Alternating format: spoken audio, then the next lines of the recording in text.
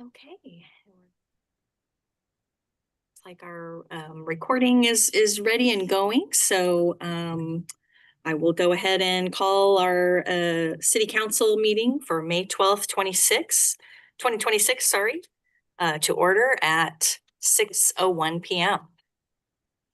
Thank you everyone for being here, and Alan online there. And just a reminder to turn your microphones on, counselors, if you don't have those. And tonight's meeting is being recorded and live streamed. And so please join me in saying the Pledge of Allegiance. I pledge allegiance to the flag of the United States of America. Nation.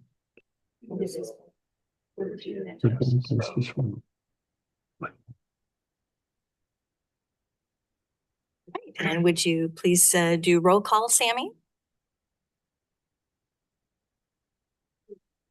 So Mayor Bell is absent. Councilor Bowman is absent. President Engelbretson? Here. Counselor Lehman, Here. Counselor Smith, Here. Counselor Wells. Here. It's joining by Zoom, and then Counselor Myers. Here. We do have a quorum. Thank you very much. So right at the head of the agenda here, normally our mayor will give comments during this time, but since she's not able to be here today, she did supply us with a memo. That's the first item in everybody's packet. And I do encourage you, if you hadn't had a chance to read through it yet, there's definitely some, good information and in that memo.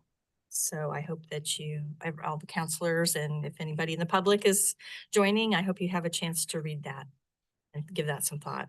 And with that, I'm not going to read it out loud, but it's there on the public record, and I think there's some important points in there.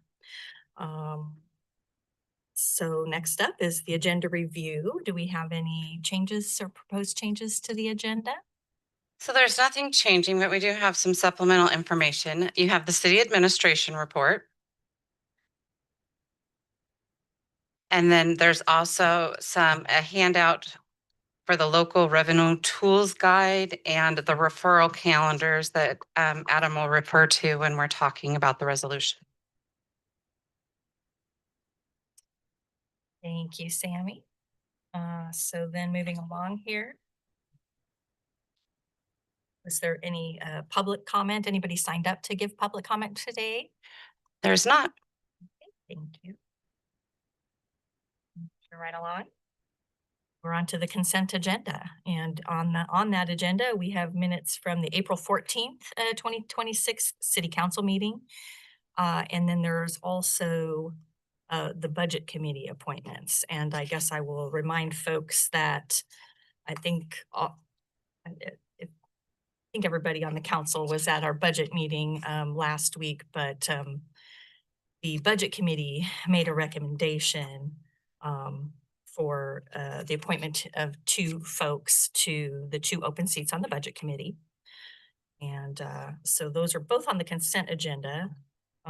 If we can either move forward and have a motion to approve the consent agenda as it is, or just a reminder, if there's either one of these things that anybody wants to discuss, we can have a motion to consider that item separately.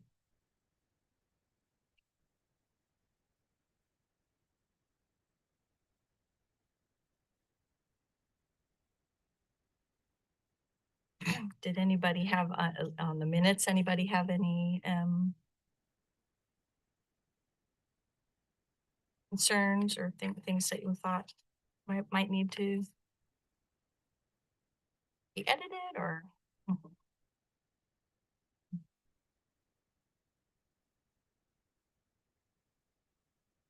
I didn't see anything myself.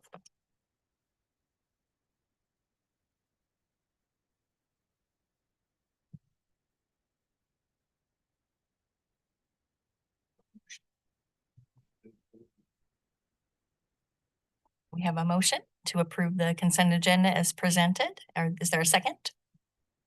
A second. Okay, so it was moved by Counselor Lehman and seconded by Counselor Smith. Is there any discussion or we vote? Okay, all those in favor? Aye. Aye. Any opposed? Okay, so that passed unanimously. Thank you, everybody. And just to call out again, I want to thank the people the 4 applicants to the Budget Committee. Unfortunately, we only had 2 positions, and it's always unfortunate when that happens. And we had 4 excellent candidates. I hope that the 2 candidates that weren't selected this time around for the Budget Committee will certainly consider some of our other committee vacancies as they come up, because the other 2 folks were really excellent candidates as well. And then we will move on to, sorry, just reading through the extra stuff here. Okay. Yeah, so now I think we're on to our next item, which is our special guest, and that is our Megan Dompey, our Executive Director of Coburg Main Street, and giving an annual report. Thank you.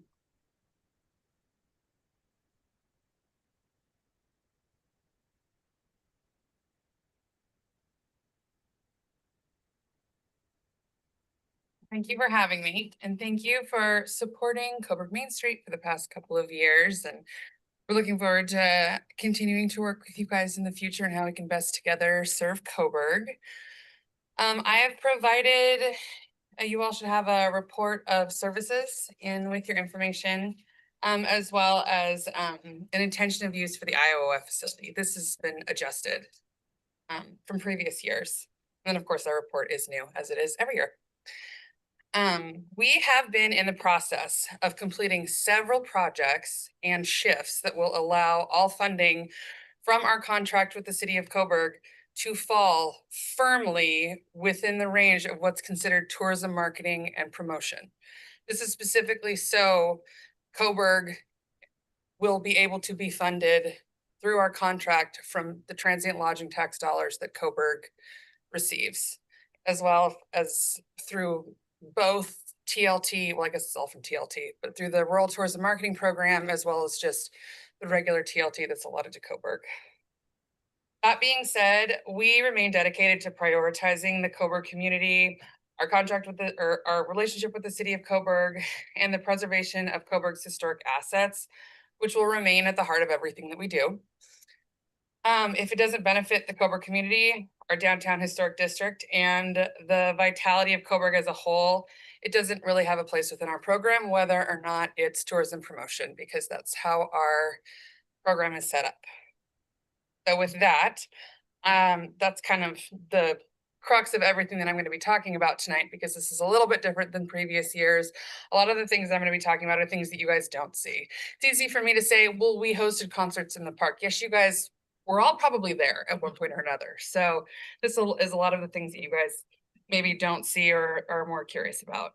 So yes, we did celebrate another successful event season of engaging with the Coburg community and welcoming visitors to our downtown. Focusing on how our events can be better, both for the community as well as our downtown business, was a huge focus this year. We collaborated with downtown businesses on our events to see how we could increase traffic to those businesses and also reduce any issues such as parking, trash left behind, or just general unpleasantries, nuisances caused by having such large events in Coburg. And the businesses themselves were, for large in part, it was mostly positive information and suggestions as to, how they can get more involved in the future, which was great.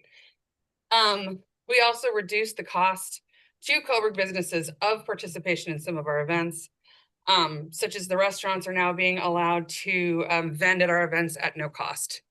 And we have reduced, especially with the antique fair, we have reduced the number of outside food that we bring in, and we will be doing that again this year. We have continued to offer trade sponsorship for volunteer hours for startups and small businesses. So if a small business doesn't necessarily have the funds to sponsor one of our events, they can trade for volunteer hours. We've done it the past couple of years and it's worked great.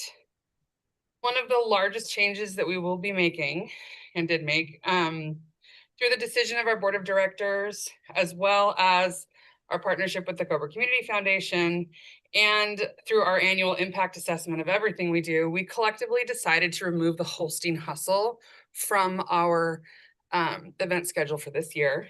That was intentional, as it was not hitting our performance markers for feasibility, fundraising, or positive impact to Coburg.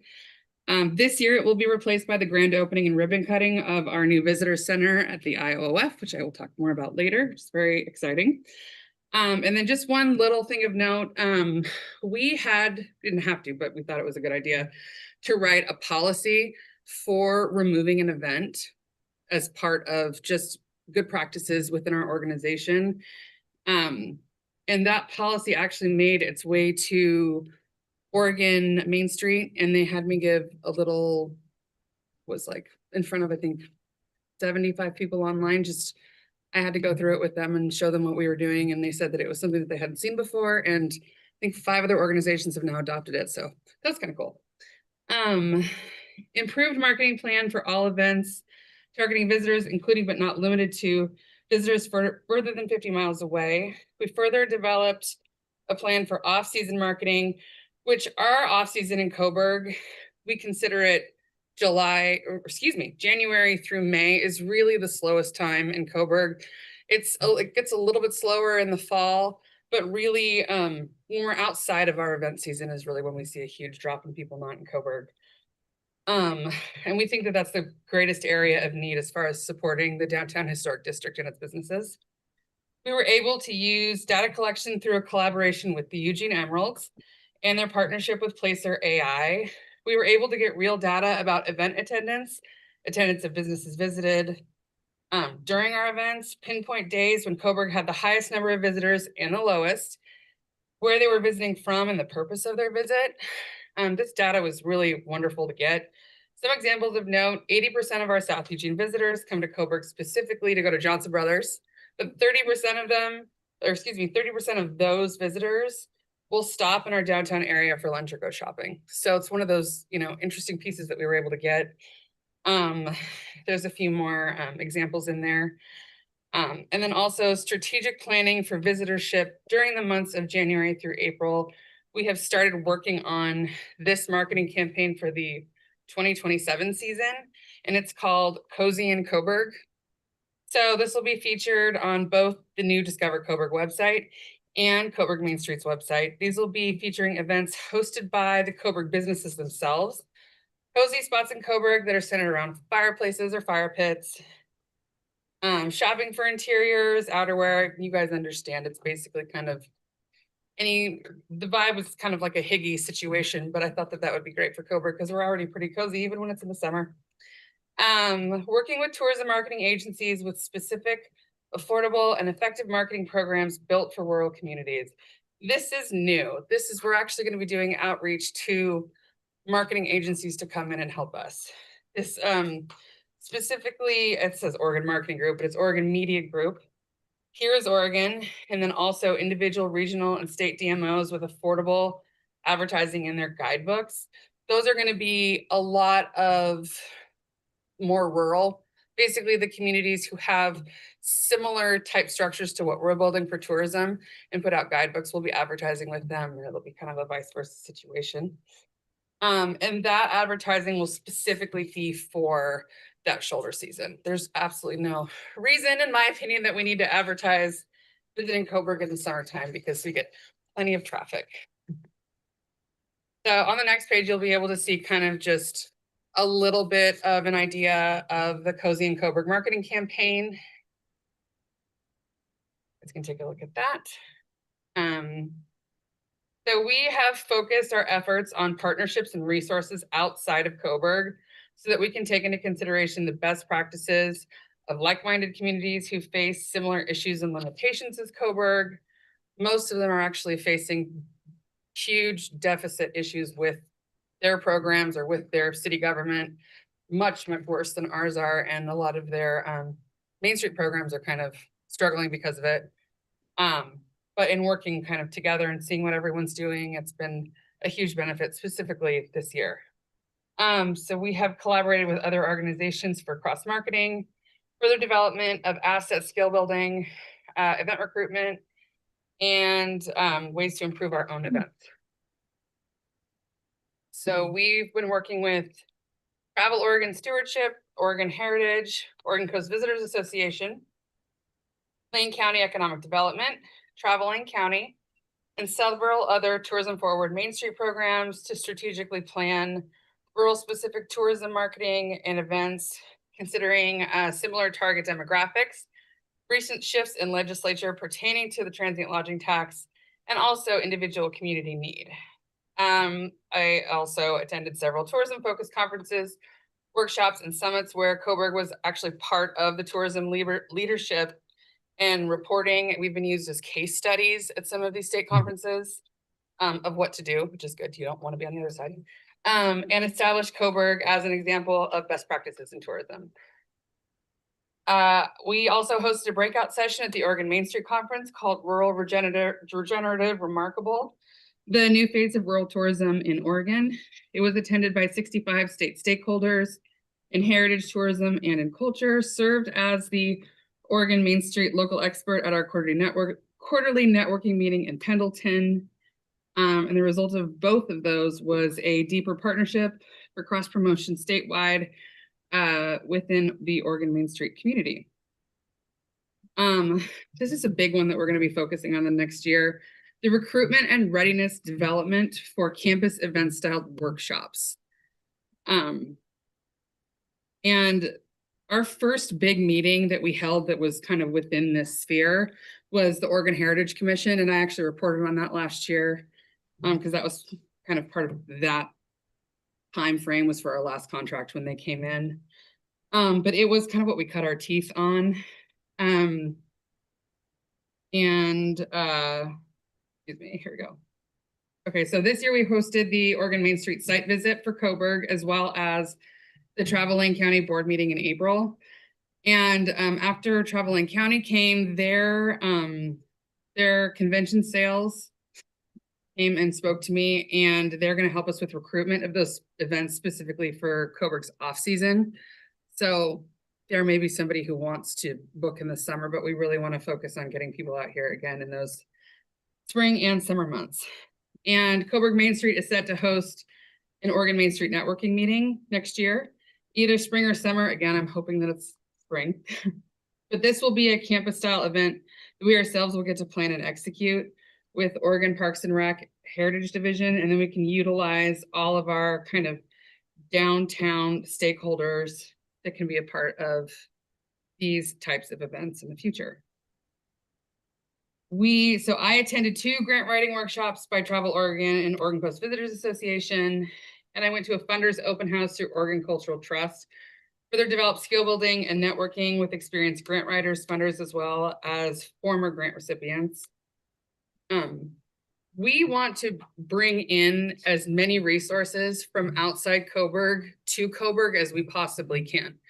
Coburg is an incredible community all by itself, and that's wonderful, but we're rural and we have limited resources. So the more we can bring in from the outside and the more we can get the right people involved with Coburg at the state and regional level, we think is just would be a great asset to everyone. So that will be a relationship that I'll be continuing in the future. So we maintained the information in the Pavilion Park kiosk with a focus on the event season. And we'll be set to update for the 2026 event season in the next few weeks. As the Coburg event season marketing is completed for production, when that's ready, that kiosk will be updated. So we produced Coburg's 5th, soon to be 6th issue of the Coburg Countryman, expanding on content and distribution so that can double as tourism marketing. This is a project that I was not necessarily, we've been working towards this, but we didn't fully dive into it until this last spring. There is a need to develop new visioning for the Coburg Countryman. Our current plan is for the majority of the paper to have information about Coburg that is centered around the downtown district, visitor attractions, agritourism, restaurants, shops, walking tours, and lodging. Those places will be, that information is going to be reprinted in every single issue, unless it needs updating. And then along with stories about the history of Coburg, as well as information that will be more seasonal but have a longer shelf life than just the quarterly. That way they can stay mostly current. If a visitor center outside the area has past dated copies, they will still function as they need to.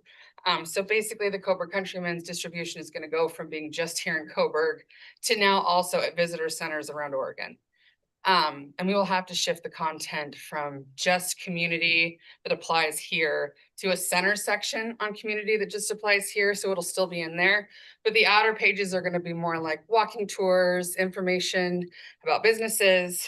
And then hopefully what I'd really like to see, we're looking for community engagement for all of the Coburg Countrymen, but also human interest stories that honor Coburg's heritage and draw visitors that appreciate historic storytelling that's so unique to Coburg, because we think that that will draw the right kind of visitors to the area. So in order to make sure that the Countryman will be able to make this shift and qualify for tourism marketing, Travel Oregon is assisting us with the development process through both their branding department and their stewardship department. So they themselves have all copies of the Countryman, and I'm going to be meeting with them in person this week. And they're going to help me with the development of this to make sure that everything is good and it's counts as tourism marketing. So Another big change was we shifted the focus of the IOF as an event space to a limited free use community center, and it will become a visitor center. Coburg Main Street stopped leasing out the IOF as an event space in the fall of 2025 and reshifted efforts to have the IOF serve as a visitor center and a limited free use community center. The visitor center project for the IOF is fully funded, and we are set to open this summer with a few soft openings before we have a ribbon cutting and a grand opening. So I also put on the back of this, and we'll go to this next, but I wanted to show you guys this. This is the Oregon Main Street participating communities for this year. Coburg Main Street, right now we're at affiliative status. And as of the last time I talked to our state director, she's anticipating that we will be able to move up to designated by January of 2027, which actually gives us more access to certain grant funding. We'll be more considered for a lot of state grants if we do that. So that was a good, we're moving right along as we should be. So part of the IOF facility, at the bottom of that page, the Discover Coburg Visitor Center, that's general information on how we're going to be doing this. It's going to be volunteer docent style shifts to run the center. Regular hours will vary seasonally, focus on weekend staffing. It's going to be a historic visitor center because Coburg does not have a museum, and we probably, I'm not going to say never will, but it's going to be hard to get one and hard to staff it and maintain it as it is with a lot of rural museums across Oregon. So we want to have photographs, historic artifacts, and we have them, and they have been provided to us by the city of Coburg as well as Maribel. So we have enough in hand for a couple of exhibits that we'll be rotating out. So we'll be featuring a sitting area, coffee station, as well as guides from a variety of partnering organizations around the state. And the visitor center itself will be promoted by Traveling County, Willamette Valley Visitors Association, Travel Oregon. And a big focus is that we're going to try to, as much as we possibly can, adapt the center with a focus on usability for those with mobility needs. It is difficult in historic buildings. It's hard to get it up to ADA code. We know that it's going to take a lot to get it there, but if we can kind of focus on the usability, just so that we can make it as easy as possible for those citizens and visitors, that's going to be a priority for us. So yes. Does anybody have any questions? Yes. I don't want to put you on the spot, but how Please do. much do you think Main Street's brought in sponsorship last year, I have approximately? Let me see. And then what is that used for?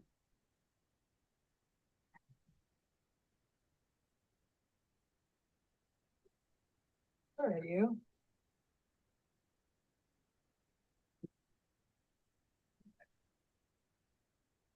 I know who wrote this. Let's see. So concerts in the park sponsorships was around 10 grand. Antique fair was only 500. Aircraft Festival, we didn't have any. Sponsorships was 1,000. So it was right around $12,000 was our total. And the focus of those dollars is basically any other program we are running that is not tourism. It goes towards a lot of the community work that we do. It goes towards anything that's not going to be considered tourism marketing, which is the huge chunk of our program. That's where that's going to go. So yeah. And some goes to like music in the park and Running music in the park, yes, and sponsoring other nonprofits in town. We just, I think we did a $500 sponsorship for the Bronco Bash. We've supported financially a few of the other nonprofits just as additional community support. We do that as well. Yeah. So we still have the lease for the building. We sublease it to you. Yes, to the last. It is through June of 28. So there is some language. We'll get to that. The other agenda item has the actual agreement for services, but which has got some of the content embedded there. But yes, the city is on year 3 of a 5-year lease, just finishing up year 3 of 5. And it is subleased to Coburg Main Street. Shifting it to a visitor center makes it so that we can actually, the city can pay that with transient lodging tax, so it doesn't come out of the general fund. It's 12,000. Yeah. So again, I kind of had some notes ready to talk about it when we get to the contract section, but it kind of morphs together. But this is the annual report, which is a requirement of the annual agreement. And you heard Megan mention several times transient lodging tax, and that is 100% of the funds that we use, and those are restricted by state law to tourism promotion, marketing. And you'll see a couple references from further than 50 miles away. That is the part of the state ORS definition. So really what Megan and I have worked on, and then she has to figure out all the mechanisms of it. I get the easy part, is how do we ensure that we are maintaining compliance with state law with those funds that we receive? And as Megan said, we have 2 buckets that we receive of TLT. One of them is for the direct county TLT to stays in Coburg that are under 30 days. And then the other is the rural tourism marketing.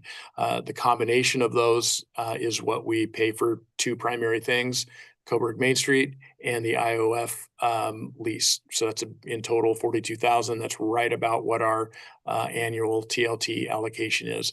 And those are in the general fund, but they are limited by state law to tourism promotion and marketing. So we can't use them for anything else. So this has been kind of this multi-year idea to really fortify and ensure that what we are doing passes muster with state law, and also allows kind of that leveraging to say, okay, what other revenue streams can be had, as Megan said in answering the other question, that can be community focused, that this TLT lodging, the city's contribution or the city's partnership with an exchange of services can't do. And the visitor center component of the IOF is a big piece of ensuring that 12,000 a year is actually legally able to be spent from TLT funds. As is the Countryman.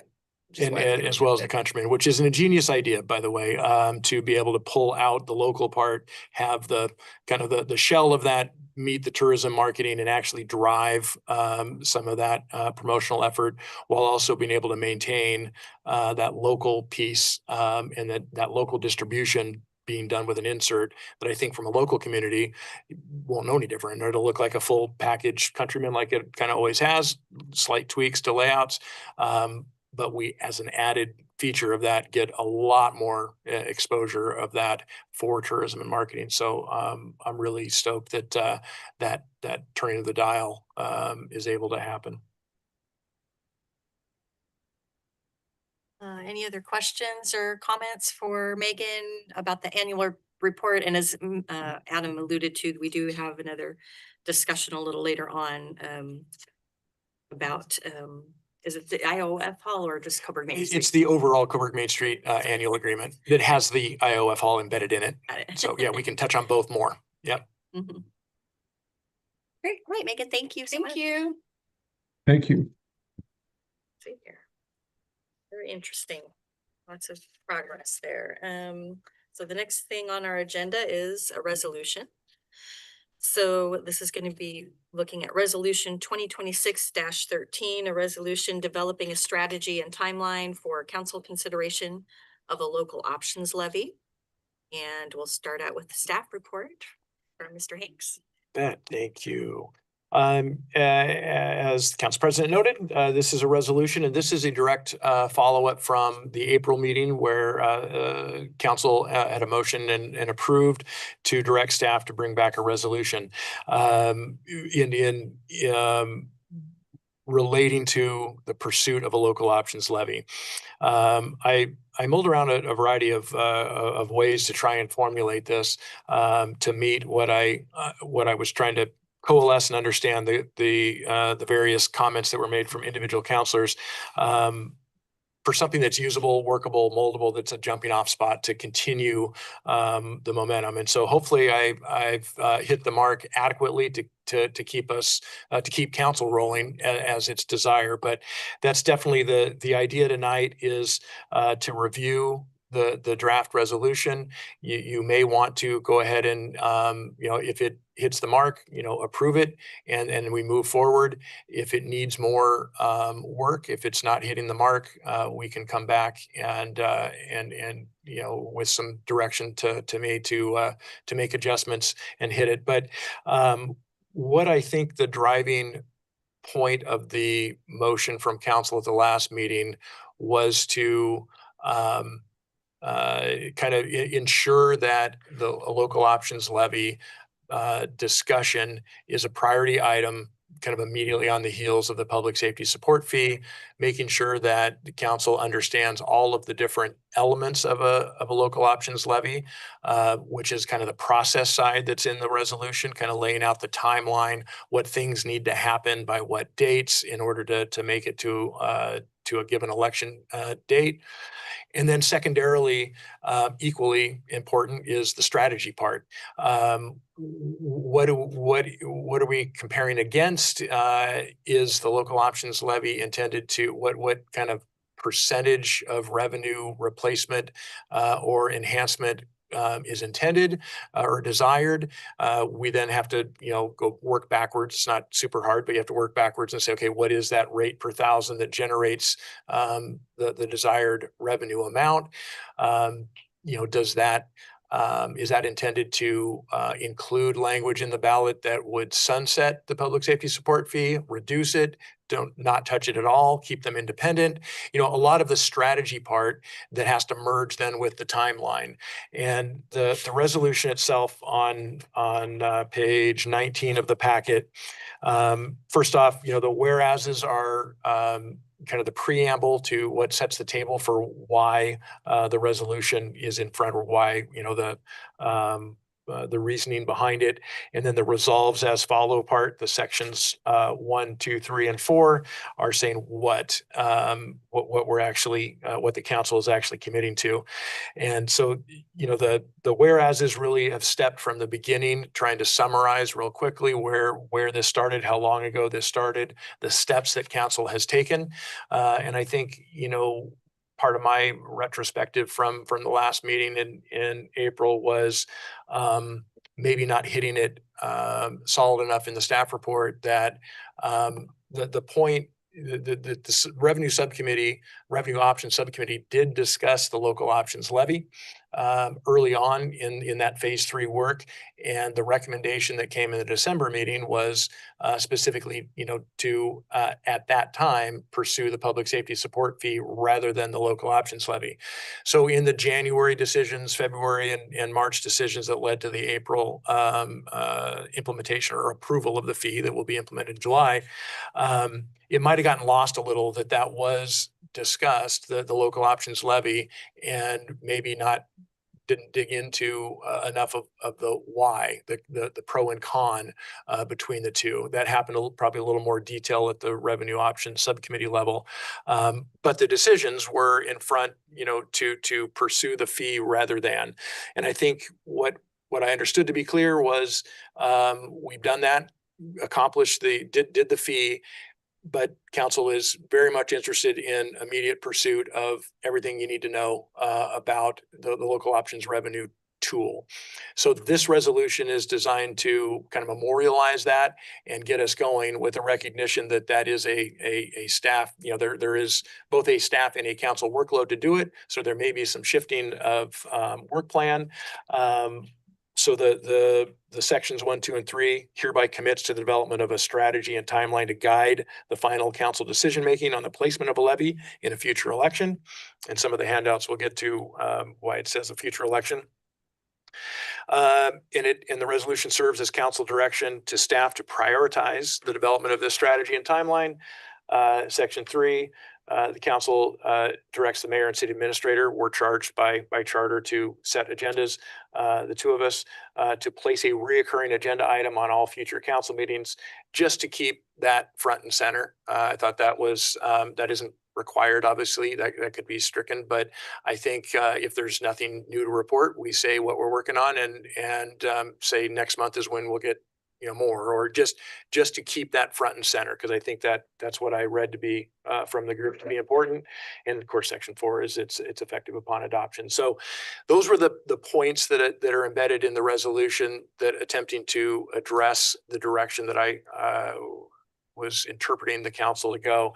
The staff report has a little, a lot of it is content that is, I didn't want to overly kind of regurgitate we've had a lot of the same attachments, especially, but I did include again a timeline, kind of a summary of the revenue options subcommittee, timeline of their work in clumps, and then again the recommendations made by the revenue subcommittee, approved by council, and then ultimately I would want to note before we get too much further, there were 7 total recommendations, and obviously the public safety support fee was kind of the big kahuna of the bunch, and the 7th one was to disband the subcommittee. So the bookends have been done, number 1 and number 7, but I just want to make sure that that the council remembers that we are continuing to work on items 2, 3, 4, 5, and 6, and we'll continue those. They're much smaller in scale in terms of revenue. They're good business, to be doing regardless, and you'll be seeing those over the summer coming to you for consideration. All of those on the list. So. And I highlighted in yellow under the public safety support fee recommendation, the note that was in the materials in December, January, February, March, just to be certain that we're all clear on the kind of the decision tree that occurred there over the winter. So I think that's what I was trying to provide for council, and we can make adjustments based on your feedback and direction if needed. And I'll just stop it there and listen to your discussion. Yeah, thank you, Adam. I appreciate that. The way I'd like to do this is we'll start with questions for Adam, and then the typical way we do this is we do entertain a motion, then we will have a discussion and debate if you needed about the motion. So that's the order I intend to do this in. Just so everybody knows when to speak up about with what. So first off, any questions for Adam? So just clarification. Not related, but relevant. Fee is assessed monthly, is that correct? Correct. And the local option would be embedded in the property taxes? Correct. So it's collected and Correct. It collected by Lane County through the property tax collection. Yeah. how will that timing of that sequence? It comes in post approval, and it comes in the November, December, January timeframe primarily. It comes in, as we'll talk about if we have time to talk financial report, just generally, it comes in the same cadence that the rest of the property tax comes in, and it would be it'd be after the assessment. And that's part of that process. Part of this conversation is making sure we're all real clear on the financial flow, as well as the kind of the voting process. Flowing funds.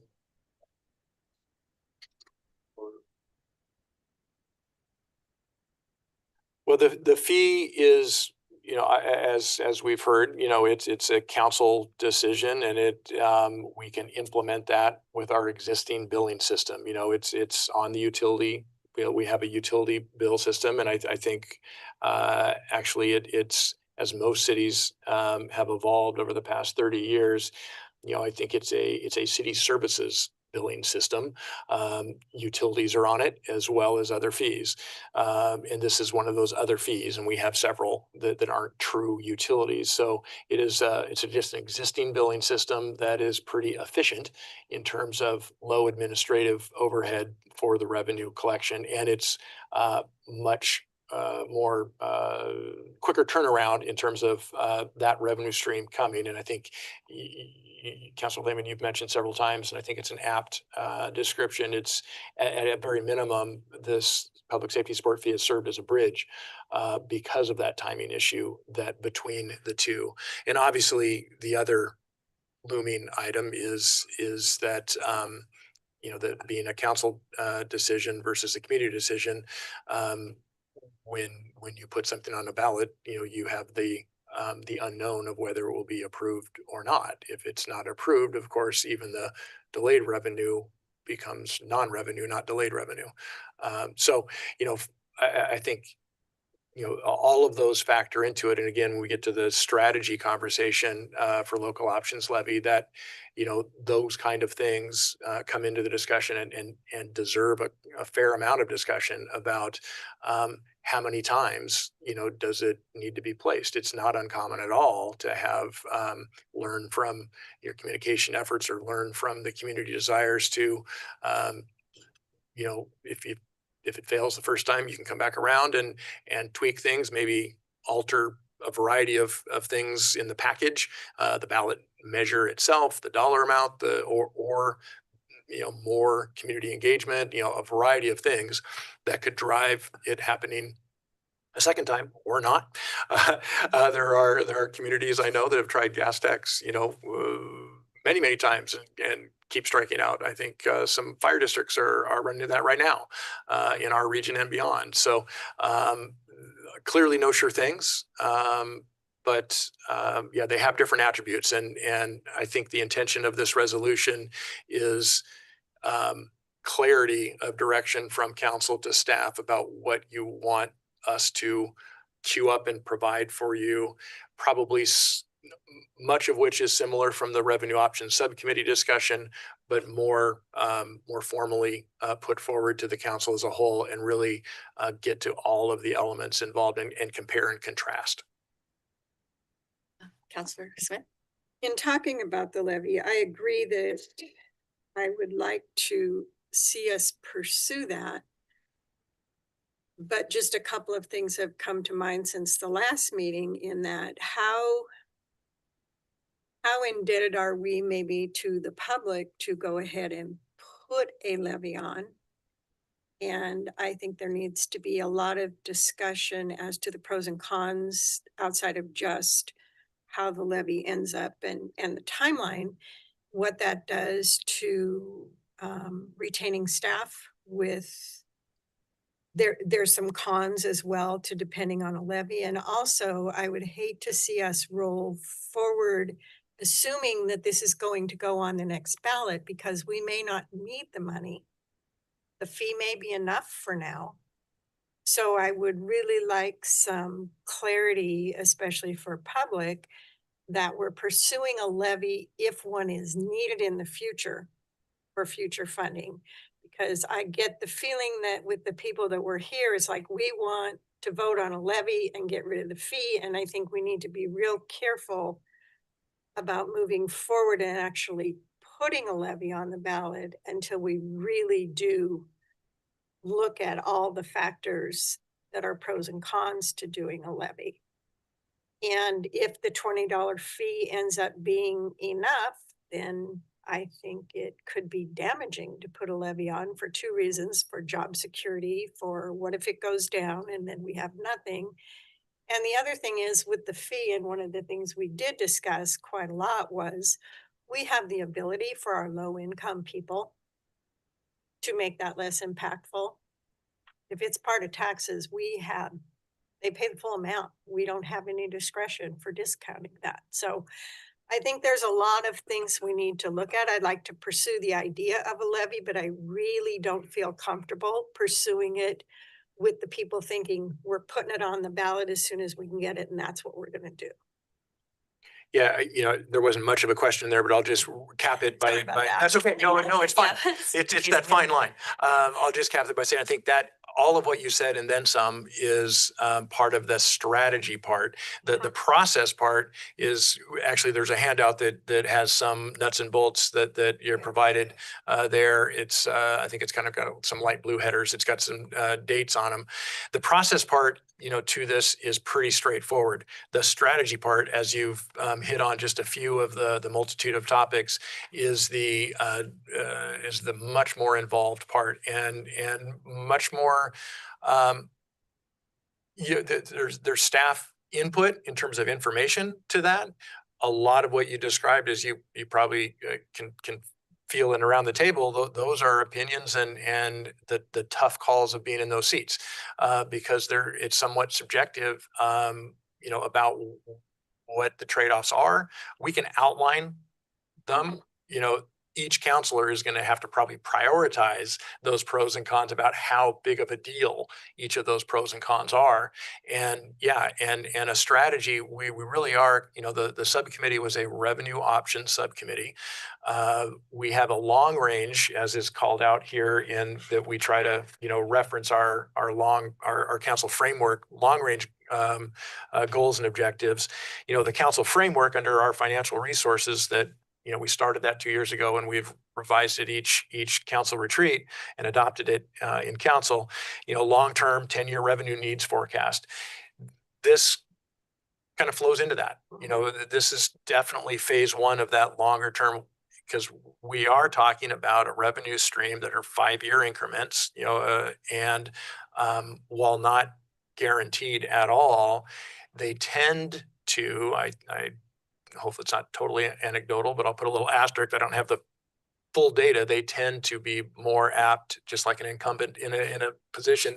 They tend to be, unless something really goes awry with the service levels, they tend to be reapproved. Getting the first one in is typically always the hardest. So we are talking about 1, 2, 3, possibly 5-year increments. So we are talking about long range revenue in the general fund, which, as we talked about in the budget committee meetings these last every other Tuesday from back, is the most challenging one to create a long range strategy for. So all of those are great points and great questions, and I was intending the resolution maybe to kind of be a general housing for an agreement to say, yeah, pursue it. But each of you may have different asterisks about what your level of commitment of placement is. And so the wording, and if you feel to guide final council decision-making on the placement of a levy on a future election. So I think there were some different leanings amongst the 7 of you. And so I wanted to try and put something together that was general enough to have everyone be heard and say, I can go for that, and still leave room for those that want to have, faster discussion and get something, get information in front of you so you can galvanize that as quickly as you as a 7 member council can and want to. Did you have another question, Yeah. Councilor Raymond? You said something in terms of perception or interpretation of the discussion we had previously with the audience here, that I thought the local option levy was to replace, supplement the public service fee. You said it may be that we may not need the local option if public service fee is enough. That's a new concept for what I've heard previously discussed about. Well, that's part of the strategy. I think that's, again, the same thing that I think you're going to have different members that amongst the 7 of you discussing, do you want if you want to place it on a future ballot, it wouldn't be November. We flat out don't have time to get there for November. So, you'd be talking next May. There in that isn't even like plenty of cushion that we have to work at it to do that, because there's a lot of stuff that has to happen. But I think your point, Councilor, is valid is that the desire? There, I think that's not a foregone conclusion, but that would be your decision and direction to staff, is to say, are we developing a ballot language that locks in the removal of that, or sunsetting of that in the ballot itself? Or is that, is the strategy to see if that gets approved and then make that, don't bind them legally? Or there's a few permutations to that could accomplish doing the replacement or augment. There's all of it, right? When you're talking about a long-term revenue strategy, I think it really deserves discussion about what, again, like we've talked about, what is the general fund going to look like when the URA goes away? That's an important piece, because that does level up that revenue stream for that 1 year period, and then 3%, 3.5% on top of that. So the graph of 3.5% will kick up a bit, and then it'll still do the 3.5 after that. That plays into it. Also what plays into it, and it's in the handouts a little bit in the League of Oregon Cities guide. I cherry picked that document. There's a large document. I've sent it to everybody in a PDF. It's a really thick document. It talks about all revenue options statewide that cities can pursue. I pulled the local options levy component out of it and one other page. But I can resend, but it's also on the city website, the full League of Oregon Cities revenue options guide, because I thought it had some really pertinent information there. But that it could be any number of things that go into a complete revenue package for the general fund. And just like debt, and we talked layering of debt, this is layering of different revenue types and different revenue streams. And one point in that League of Oregon Cities thing also that is an important strategy and policy conversation is a charge or a fee or a tax being equal versus being equitable. Really, how is it distributed and collected amongst, we talk about low income, but there's also the analysis of residential versus commercial customers, and the equal is not always equitable. Equitable is not always equal. So and we don't always have the perfect tool to slice it perfectly. So sometimes it's a little bit blunt. You either have one that's perfectly equal, which is what the public safety support fee, equally charged. A little bit of equity is in there based on per unit. So that tips it from being just a flat fee no matter what to being, if you're a utility account with more residential units on a property or business units per property, you pay a little bit more. So it's towards equitable. Is a local options levy more equitable? That's a question mark. That's open discussion.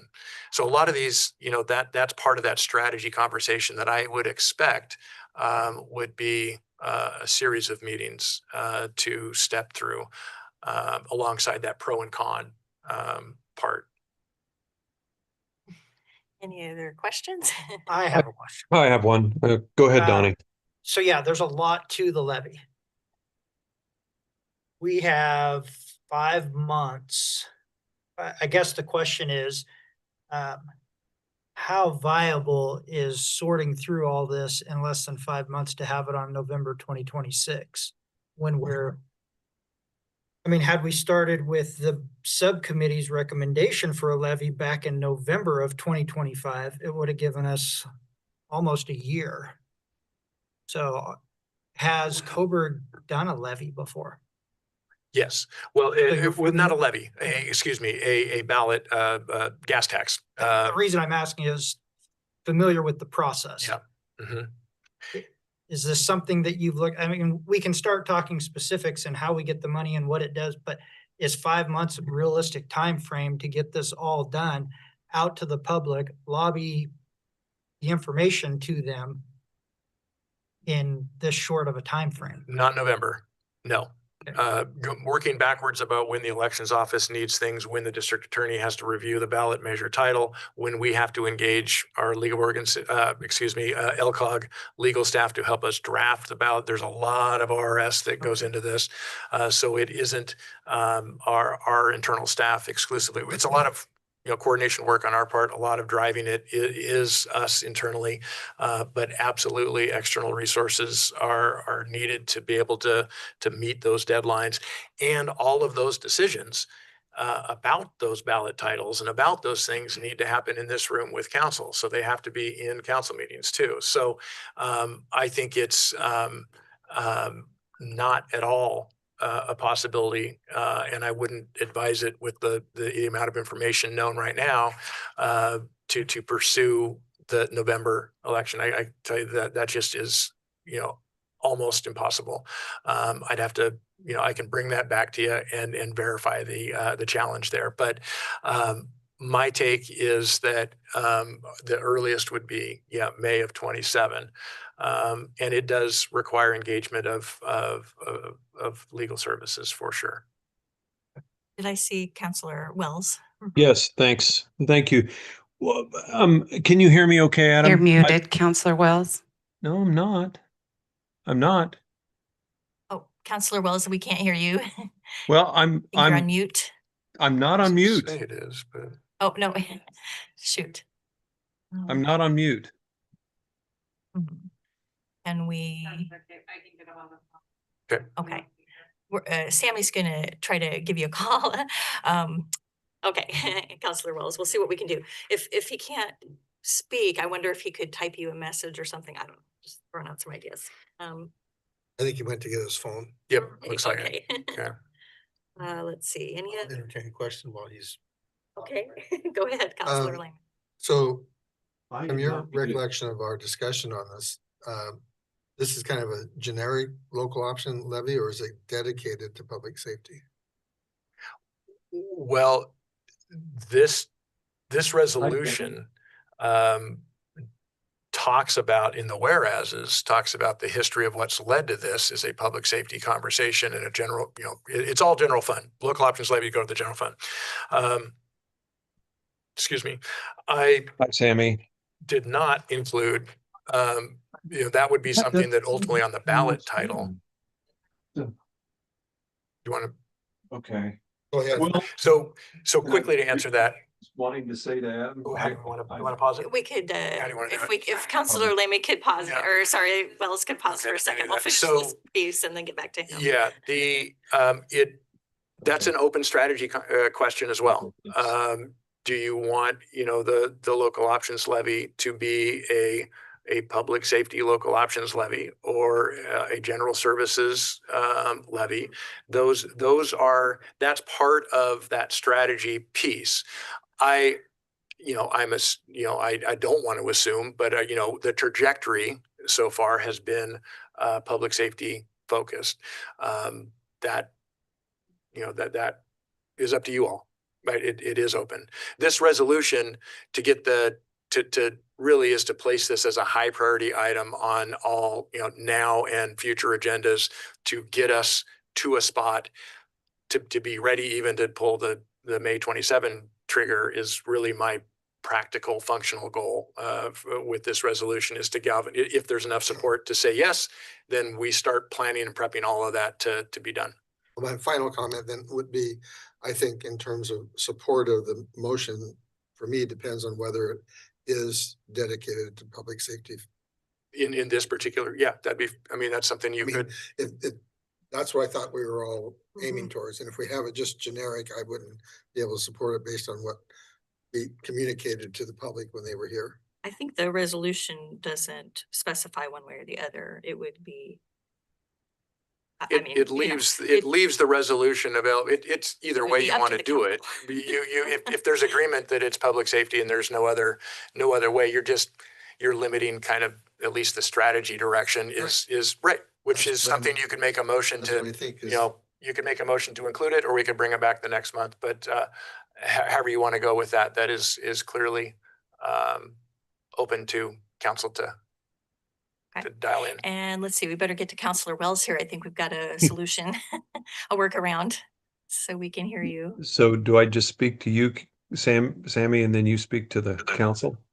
Nope, you are on the microphone, Ellen. Oh, okay. Hi. Well, springboarding off what Donnie had said, I was under the impression at our last meeting that what you were going to present to us tonight, Adam, was an actual timeline, not the resolution to establish a timeline. And so, we now, of course, have no way of making the November ballot because we just wasted 30 days in this process, where if we would have been looking at a timeline and looking at the actual process that had to been gone through, instead of just voting on doing that, we could have just saved ourselves 30 days. And I'm not jumping on your case here, Adam, but what I don't want to see is this thing get dragged on and on and on. It was pretty clear to me at this last meeting that we are charged with, as quickly as possible, getting a levy for the public to review. And my understanding was if we busted our tails, we'd be able to do that in November. And now you're saying we just can't. So I guess my question is why are we not looking at a timeline and kind of a schedule of events that would have been necessary to get this on the November ballot? Instead, we're looking at a resolution that's very vague, has no specific timelines, has no objective, well, other than to consider this, no timeline built into the resolution. Again, not wanting to sound confrontational here, but we just seems to have wasted 30 days here in this process. I might take that. Thank you for the question, Counselor Wells. I think it's a good question. We're getting a little feedback there. Even if we had 30 extra days, I don't see any way how we could get an option on this November ballot. I think what I was hearing, first of all, there might be some misunderstanding there of folks that maybe haven't been as, informed about how a levy works and how a body like a city council, all the work that has to go on before you put a levy out to the public to vote on. But the one thing that I took away and what I was proposing at our last meeting was that people felt like the November ballot was a better choice than the May ballot. But I did not anticipate that we would be able to have anything on this coming November ballot, because putting together a levy takes a tremendous amount of work. First of all, the council is going to have to make a lot of decisions. Do we want the levy to replace a fee? Do we want the levy to be in addition to a fee? How much are we going to ask for? Is it going to be just enough to cover the amount that we thought we needed for this particular fiscal year? And do we multiply that by 5 then, because it's 5 years? Or do we try to do a longer range budget to see, try to project how much we would actually need over 5 years, and then try to calculate that into, the levy amount? There's so many questions with a levy that it's much more complicated than imposing a fee. So I just don't, I understand the sentiment for sure, but I don't see how it could be possible at all, especially if we want the levy to pass. Because if we want to have time to inform the public, I feel like we need a lot of time for that too. So I think this would be too late, even if we knew what the levy was going to be, in my personal opinion, because we don't have enough time to get the information from the public for them to make an informed decision. Counselor Smith. And I guess I'm still a little bit confused. I mean, I understand from the 3 people who testified that they didn't like how we did it, that they wanted a levy. We had one person in total support of the fee that actually testified and came forward. And I'm confused with the idea that somewhere there was a misunderstanding, because the committee put forward the fee, and we talked quite a bit about why we chose to recommend that to council over a levy. And every time council was polled, everybody was in agreement with the fee. And I get the fact that people pushed back. I understand that, but I also felt just a little bit confused and frustrated that we as a council agreed to put forward this fee through all of our discussions, and then 3 people stood up and were angry, and all of a sudden there were members of council that were ready to throw all the hard work out and say, okay, you know, we can't do it. And so I think the problem with me is we have to be very clear in our discussions before the final vote. We had public hearings, we had input.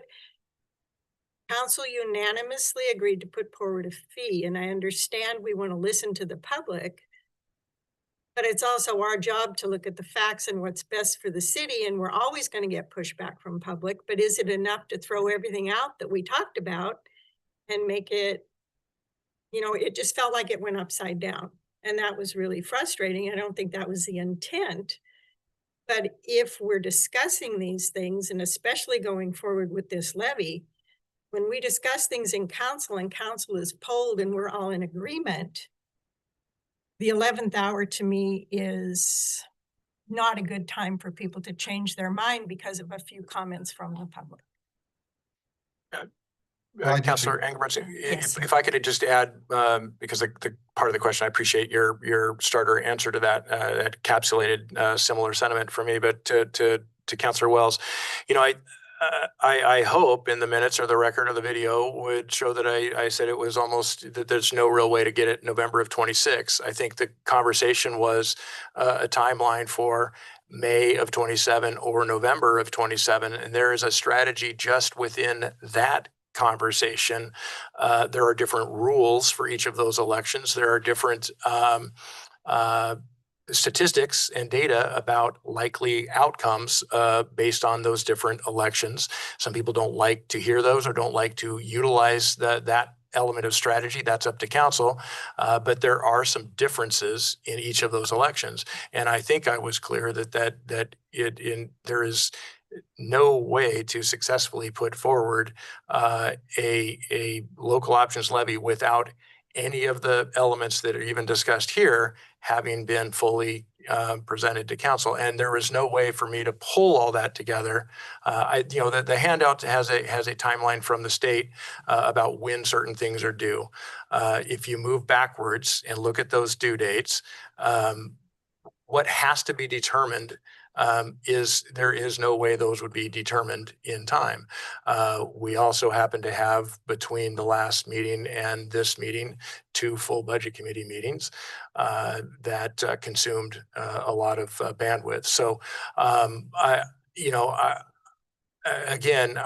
hope that what this puts forward is what the 7 people had said, and clearly the intention behind the votes of each counselor are somewhat different in the motion that came out. Sammy and I spent some time rewatching and rereading, the motion to make sure we were capturing it, because it wasn't altogether clear. It was something that was a motion that was drafted, by council in the moment. To respond, post decision of the fee. So, did not have the benefit of some pre-planning options, to clarify and allow council to choose from. So all those factors combined, I did not take the motion as directive to say, here's how you get to November of 26 election. I think the handout clearly delineates that is, impractical and likely not possible, aside from the fact that, community engagement is a necessary component of getting to a yes, getting to a desired yes, I suppose. So I may have misread that. I was trying to capture, there are 7 individuals that are going to have differing opinions on this. This really is information from the staff side and tough analysis and decision-making from the council side. There's a lot of agenda items, a lot of topics where we distill it and narrow it down for you all. And there's, you know, 1, 2, or maybe 3 kind of variations on the theme that are in front of you to decide from. This one has a lot of variables and is going to be a challenge to sort through just to get to an approved ballot title from you all. I've seen that take 6 to 9 meetings just on ballot title language about what that means. And then that has to go through a number of processes. So yes, I think we're in clearly in a position of if this resolution is workable as a formal step forward on local option levy, you know, timelines are a relatively straightforward component because it's just due dates of getting legal documents to the various entities in time to meet an election. The timeline will be, the giant asterisk is that a smart timeline that's different than what's a possible timeline. And that's another, you know, decision of council more so than staff. And will have to be carefully considered. So, yeah. Thank you. Councilor Lehman? I didn't know if Was Councilor Wells had any follow-up or? Okay. Well, I don't think the council caved or backed off or flip-flopped on the local option versus the fee. Council Bowman, Council Wells, and myself both came out very strongly for the local option at the very beginning. And I think the revenue committee considered that, but thought it wasn't practical to get the money in time to be bridge. I think we were all supporting the fee as a bridge, not as a replacement, or not looking at the local option as a future decision. I know personally, I always thought the local option was the best option for community support on it, and the thought that it would pass just like the gas tax because the community supports the service and the police department. And it was always in my mind that the local option was going to come back to the council, not as a supplement to the fee, but as a replacement for the fee. So I think the reason that was actually a 3-3 vote on passing the fee. It was passed by the mayor affirming her vote on it. So I just have one question. I'm curious when that was what our public hearings had been, and I'm trying to understand. In the public hearings, we had discussed both, and Council, when polled, agreed to put forth the fee. Why at the last minute did some council choose to throw that out and say, no, we're not doing a fee? well, you'd have to ask each councilor their reasoning for that. I mean, and that's a general question that I'm still confused about, when we had agreement right up till the last minute, and then all of a sudden 3 people were against it and there was no explanation as to why. Well, I gave my reason. Yeah. Because my motion was that I wanted it to be tied to the multi-year, and I supported the fee, but I looked at it a different way than the actual motion was. And I guess in the future, as we all. And the fact that Yeah. my motion also included that we would come back with a look at the local option. If I could add from my vantage point, I have sometimes the benefit and sometimes the challenge, right, of trying to assemble or read in, intentions of all of you. I think, I mean, tonight is perfect example. It's encapsulating what everybody was thinking, which is not a single unified thing. That's the way it is. And I think we have at least a current end result of that particular thing, which was the establishment and setting of the fee. And now we have what council would like to do next. I think there can be some, desires to move put the pedal down, faster. Some will have different opinions about how fast to put the pedal down. That's really, we can only go as fast as we can go. And I'm hopeful that this at least, I mean, it's been successful at least to not have that motion from the April meeting. If we didn't have that motion at the end, that even if it wasn't perfectly squared away, we wouldn't have this conversation tonight, which I think helps illuminate what needs to probably be put forward and kicked around and beat up like, I think I mentioned last month, it's the pinata that we got to hit it against and see where there is enough agreement of council to move forward. It's an evolution of the April decision.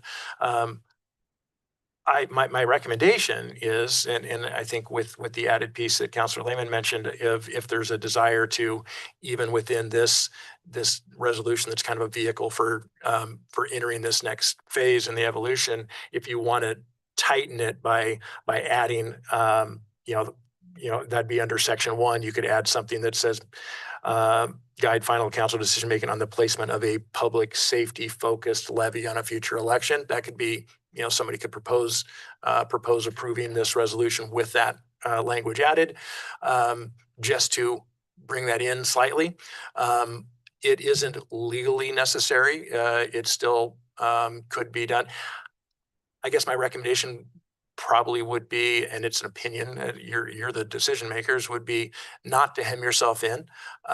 That's probably, I would guess from all of our conversations over the last year and a half too, that's probably where if a levy moved forward, that it would contain some language about that.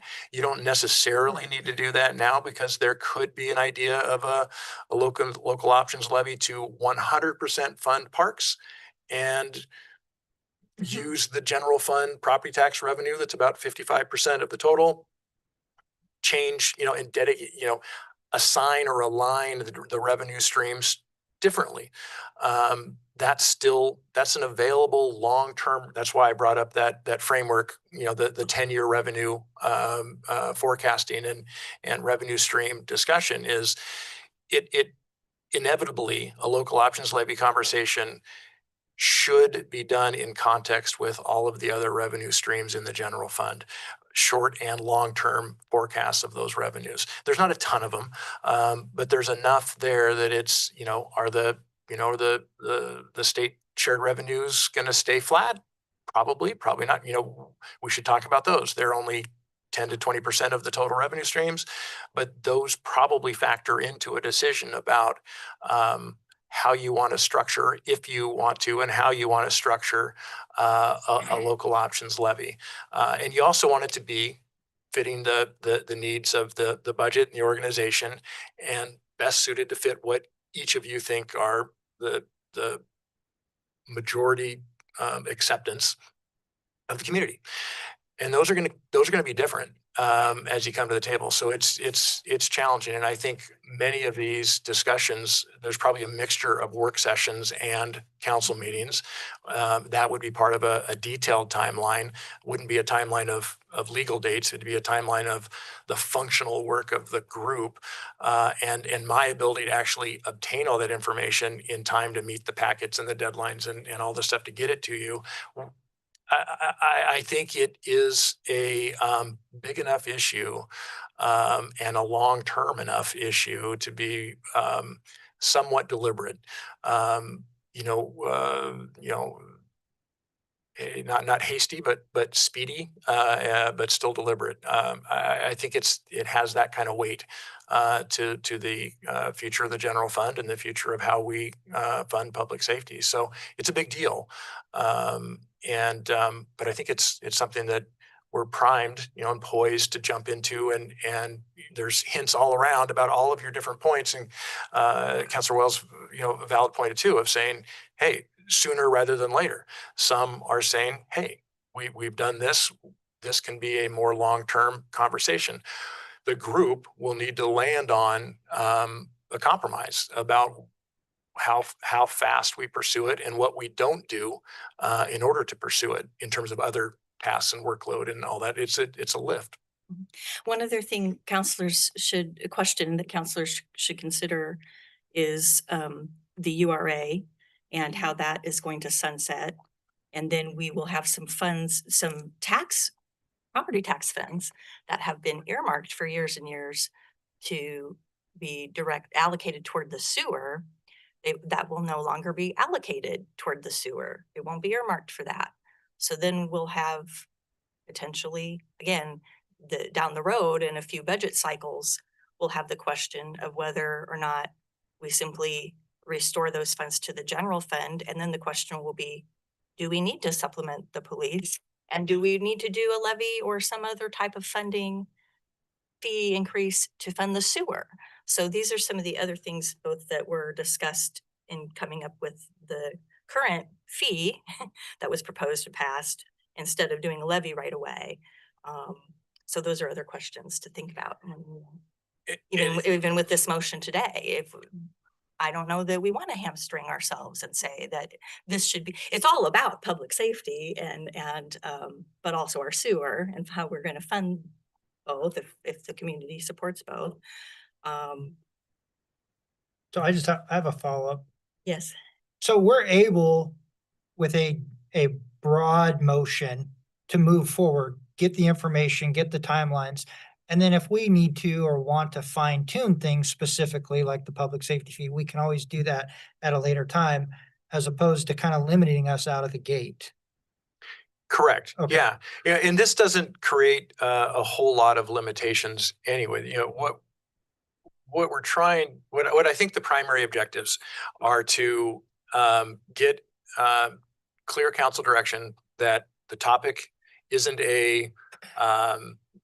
one that is part of that long range conversation that we'll have it in a year or two or three, that we want to have the conversation about local options levy now. And the now is still multi-month by far. It dovetails with exactly Councilor Engelbrettson's comments. It dovetails with what's coming. You know, I think without having what I've described and what we have a consultant already URA funding to provide the consultant information for about the implications of the closeout of the URA in year 3. All of these are intertwined. We account for things very discreetly. They live in certain funds and in certain boxes, and council can always go and say this is to be used for this. A future council can undo that and say, you know, if it's an ordinance, they have to undo it. You know, it takes longer to undo it, but it's undoable. If it's a resolution, it's one meeting. You know, modify the allocation of how we do things. You know, some cities allocate by ordinance a specific portion of their general property tax to certain functions, public safety, and they say, okay, we're taking 50% of our general fund property tax revenue, and then anything else that is needed to make those increases annually come out, we get that revenue stream from over here. So you're creating these pockets, and it's a strategy. It's a strategy of how to adequately fund the service level, the level of service that you want from the various things that exist in the general fund. So long way around, Councilor Myers' answering is, yeah, that can be determined at any point, and that's the strategy part. The mechanism and timeline is agnostic to how, you know, what you're going to apply it to, you know, how you're going to put it in the budget and how you're going to direct me to set up the general ledger and account for it and report back on it. That is all embedded in strategy. Councilor Smith? So it's been really helpful to hear it clarified this way, and what I'm understanding, which is I think what the public also was upset about, is going forward with this, does this satisfy what the public wanted, in that if we are going to need to generate more income for our budget, they would like to have a vote, not necessarily on where that's going to live, but that it seems to make sense to me that most of them were in support of public safety. The anger came in and they felt they didn't have a voice. So if this basic loose levy with no pointed account on it, if we pursue a levy, then it would be to supplement the budget if needed, and then we would decide as we went where that money might end up going. That's up to you all. Is that, Right? but is It's that up, kind of, it's up to you all how you end up, wanting to, how you want to pursue it. this um, gives us that option? Absolutely. No, this really is the, this is saying, this is important now. We're going to dive into and talk about the pros and cons. We'll talk about what all the permutations, and then there's some, like I say, there's some tough spots even with that question about, you all are going to have individually different opinions about whether it does address what the community and the folks that you talk to in the community are either upset about or wanting, or, that's the hard part. You are the arbiter of that. I'm not as, I can help with that, but I'm not the source on that. Yeah, and having a vote, again, there are very few revenue streams that are at the local level that are truly individual resident citizen voting things. Local option levy is one, and a tax. Typically, there are a very short list of things that that require that. Mostly what most communities, and this is probably not, doesn't fill the slot for some of the people that are complaining. The vote is on voting for the people that dive in and know the relationship between all of these various funds, how they mesh together, what impacts what. And that's why we spend hours and hours and hours together in this room, because the people that they elect learn all that stuff and then can make the community judgment calls. You alluded to that in some of your opening statement. That's voting, that's having a vote. Indirectly, representative democracy for that. But there are a few mechanisms where there is a direct vote, and the challenge is the direct vote. The people making those decisions with their individual ballots don't have the level of information and haven't spent the hours that all of you have to understand maybe some of the trade-offs and some of the pros and cons. But that is clearly up to council about when they want to transition that from a council this room decision, or moving it to a vote. And we still always have that option. Let's see if we can kind of wrap it up. Councilor Lehman. Last comment. Okay. I agree, as a manager and as a council, a generic local option gives us more flexibility, would be ideal. But I think we're setting ourselves up for some criticism, that rightfully so, that we made a decision way back when to do a levy dedicated for public safety. And then now we're going to do a local option that's not dedicated to public safety. I think the public would see that's kind of a bait and switch thing. Especially in my perception, the levy was to replace, not supplement, the local option. Just a quick comment, just to process. So this resolution isn't saying you're doing But okay. we have the option to add it. Yes. Yeah. I just want to be clear And on that would our be process. clear Yeah. communication Yeah. to the public. Yeah. What our intent Because that is. still could come out of this, exactly what you described is one scenario that could come out if there were 4 votes. What you described is possible here. This isn't saying that is not going, that the public safety isn't being pursued. What I think you're saying is adding those words in there would be explicit, that this is all that it's pursuing. If that's what the council Yeah. perception, that this is what it's designed to do. If that's It's not- designed to develop a strategy for a local options levy, whether that be in a year, in 3 years, 5 years, whatever you land on as your strategy for a local options levy, what it is intended to fund. But I'm also hearing that maybe it would be for parks, and if the public sees that conversation, then yeah. I would be very angry as a citizen that now this local option thing that came out for public safety now is for parks. Well, I'll have to, I mentioned, I'm the one that said that, right? So just real quick, that was in theory. That was a theory to explain that as we dig into a strategy conversation, that could Or sewers. more in combination with something, with another tool that could actually solidify public safety funding by a different way of assembling the composite. So that's all I was trying to explain. So I just want a disclaimer for everybody. That wasn't anyone on council suggesting that the local options levy was for parks. I was using that as an example of an alternative strategy that that could come out of conversation. Not that that's what council is moving towards. Sorry, I didn't mean to make it worse. So this tonight that we're looking at is simply, am I correct, to direct staff, pursue a strategy and a timeline for a levy.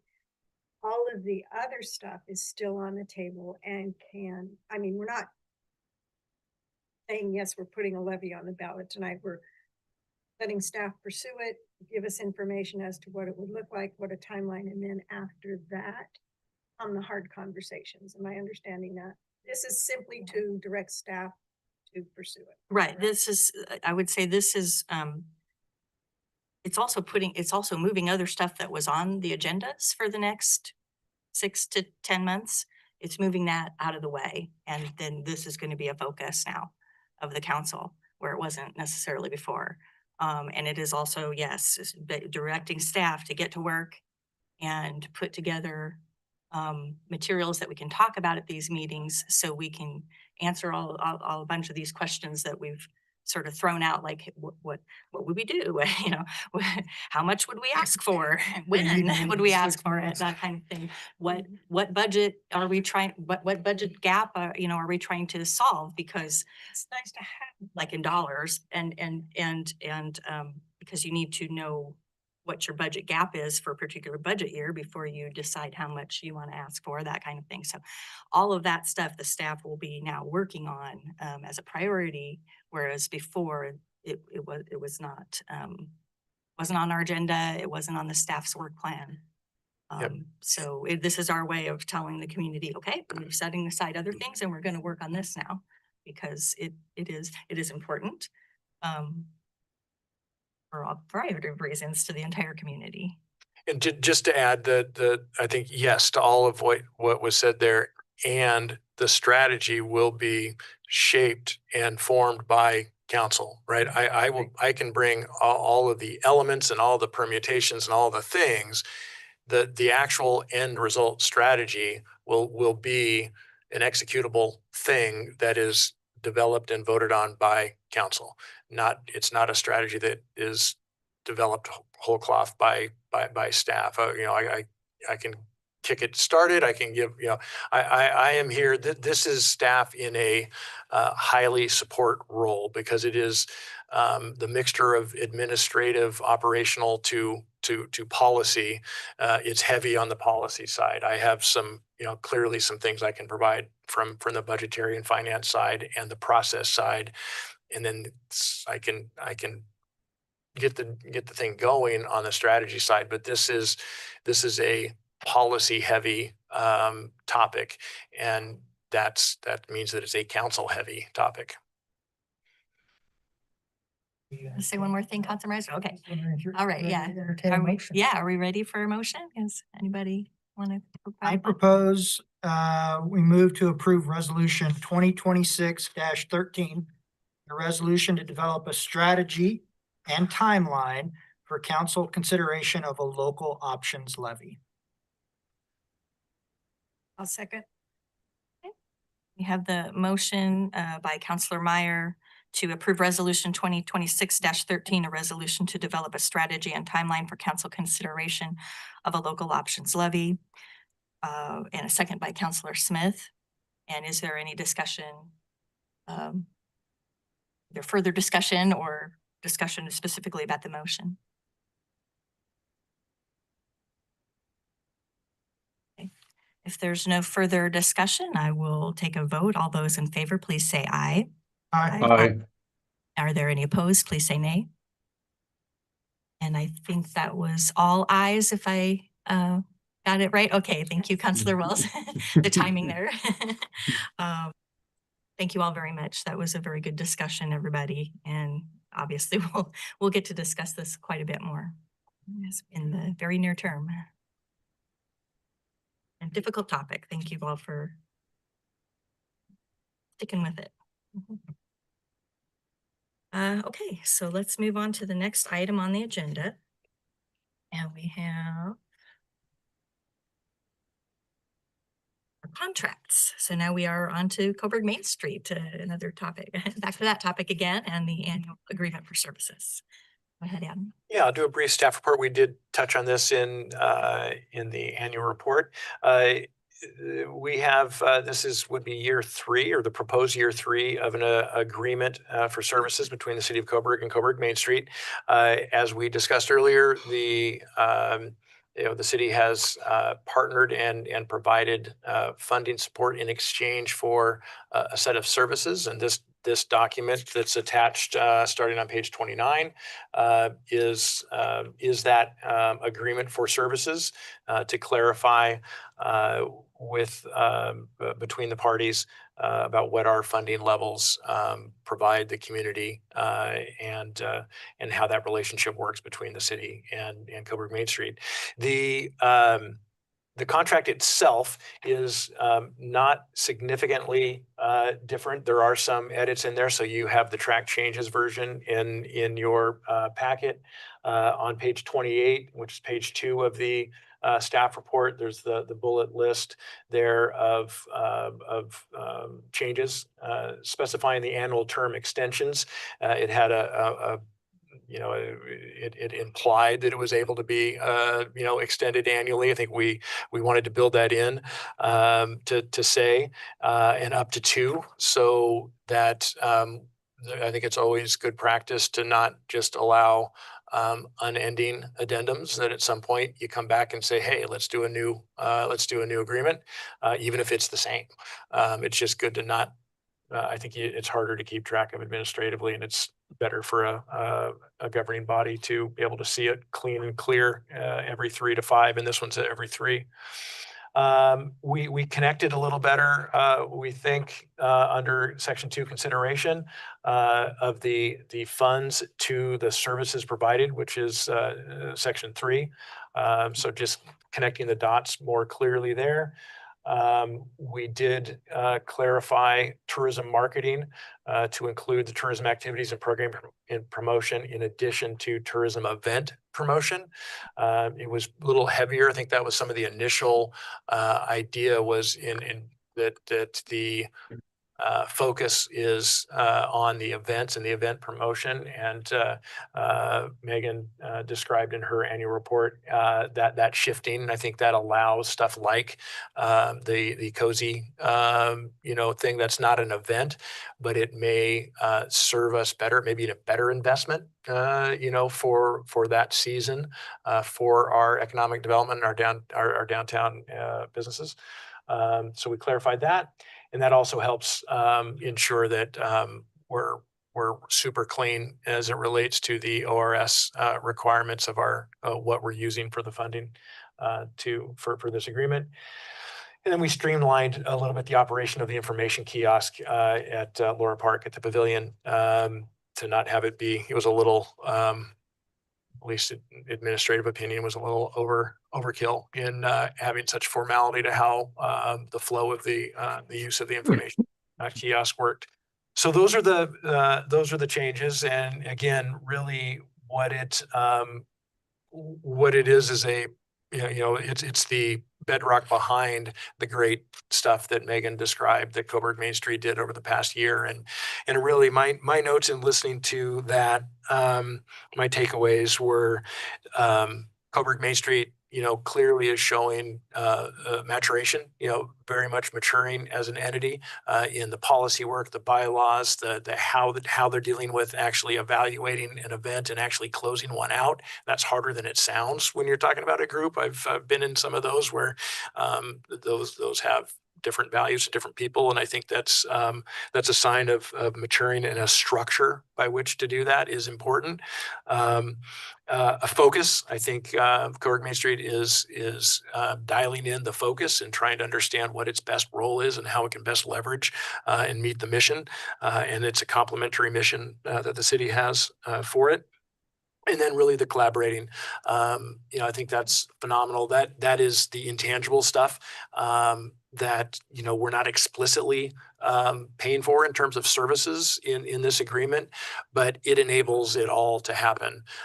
Megan's ability to collaborate across the state and fine tune that to those that have the best connection to what we are and want to be from a tourism standpoint and an economic development. I think that those were the three things I took away from that report. And I think the agreement backs all that up and provides the structure for that. And recommend council review and approve with any notes or questions you might have. Thank you, Adam. Anybody got questions? Nope. And Mike, I guess one quick question. I apologize if I might have missed it. Do we have any? Is this just more of like an operating type contract? We don't have actual transaction effect of any funds that we're talking about in here. Is that right? The consideration is where the breakdown of so it's a $30,000. So it's on page 30 of the agreement. So the top of that page, it's a $30,000 annual agreement, $20,000 directed towards funding for tourism services described in section 3 A and B, and then the $10,000, which is generally the same kind of breakdown of that allocation, described in section C and D. Those were the two that are that fit the tourism services. Okay. And then the community engagement and communication. So and there's not a change in those amounts from before. It's the those changes are the same. are to The same dollar amounts. Yes, I should have clarified that. Thank you. Yeah.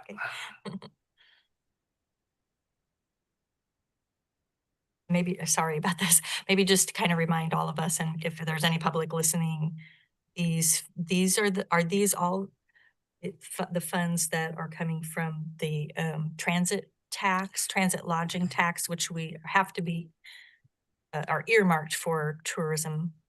Yes. So transient lodging tax, TLT. In my way back, it was TOT, transient occupancy tax. So there's different names for it. And there's been some changes at the state level, a little loosening of how TLT can be used by the recipient, by the taxing entities. Clarified with Lane County that the two kind of buckets or two programs that we receive funding in are not affected by the discussion that's happening at the county commissioners about how to allocate the funds that are eligible to be used outside of tourism. Both of the funds that we receive maintain that requirement from ORS for use for tourism purposes only. So yeah, they're in the general fund, but they are restricted funds like SDCs would be. They're restricted. They're housed in the general fund, but they can only be used for certain things, and this meets that requirement. Okay.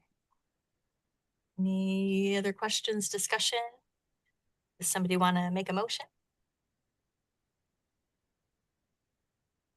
I move to approve the agreement for services between the city of Coburg and Coburg Main Street as presented.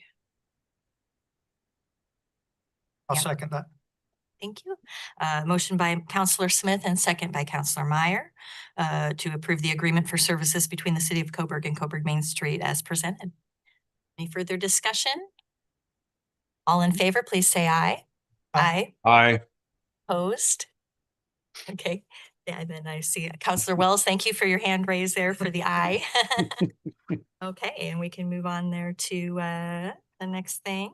The Lane County Sheriff's intergovernmental agreement to provide dispatch services, and you can go ahead and take it away. Sure. Chief Larson will join me here in case you have any questions, but this one is very similar to the item we just completed. This is a extension for fiscal year 27 of a this would be the fourth year of the third amendment, so fourth year of an agreement, multi-year, that has served the city really well. This started right before I got here, and Chief Larson could talk about any services prior to moving to the sheriff's office, but we've gotten great service. And I think you may recall from the last budget season, I may have not the one we just finished, but prior, we were both a little worried about this contract because of union negotiations and different things that it would be a larger jump. I was anticipating quite a bit more, and fortunately, what you see there, the exhibit, is a 3% increase, which is in line with what we've had annually. And I think that is really actually pretty phenomenal given the rising costs. Dispatch, as you know, is highly people-centric and technology-centric, and both of those things just go up, up, up. I think there is some benefit for economy of scale. Junction City recently moved to the sheriff's office, I believe, right? And so I think this is one of those things that we're not leading the charge here necessarily, but the more that jurisdictions go together and regionalize, I think the better off we are. Larry and I just had a meeting with Lane County IT to look at doing something similar. Embedded in this existing contract is some hourly allotment for radio tech support for radios.